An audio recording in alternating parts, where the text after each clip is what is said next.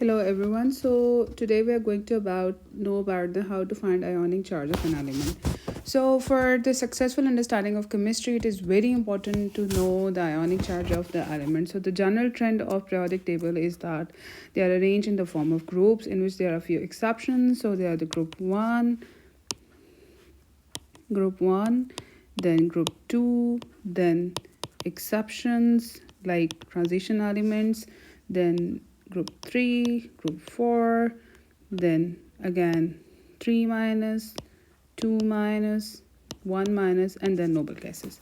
So there are some elements which are considered as the individual lines, like for example it's chlorine -1, then sodium ion +1, then oxygen ion O2 negative, which is known as the oxide ion as well. While there are few which are known as the polyatomic ions because they are composed of more than one atom, like NH4 positive, then SO4 2 negative, which is sulfate ion.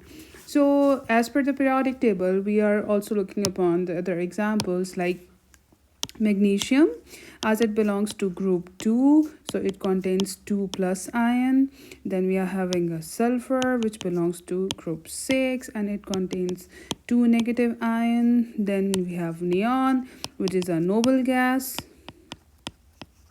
and it contains no charge on it. You can see on the top that it contains 0 charge. Then there are rubidium, which is present in group 1 and it contains +1. So the other examples are polyatomic ions. And the polyatomic ions, again, I have mentioned earlier that they are the ones which are made up of more than one or two elements, more than one element, like two elements, like ammonium ion. It contains 1 nitrogen and 4 hydrogen.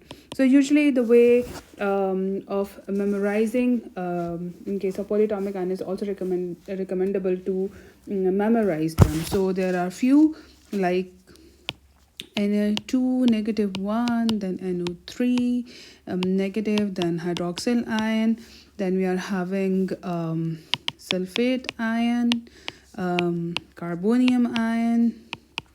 Then there are a few exceptions like the bigger polyatomic ions are ammonium, which are having 1 nitrogen and 4 hydrogen. And then there is another which is the hydronium ion, that is H3O positive. So again, the understanding of periodic table is very important in order to know the ionic charge of an element, and the general trends are in the form of the groups. So the group 1 are the one who are always having +1 ion, group 2 are the one who are having +2 ions, then there are the noble gases who are having no ion on them. So we see by the different examples. So there are the individual elements who are having one kind of ion, and they are known as the individual ions, like chlorine, magnesium, sulfur, neon. While there are few elements which are made up of more than one atom, and they are known as the polyatomic ions, like ammonium and the hydronium.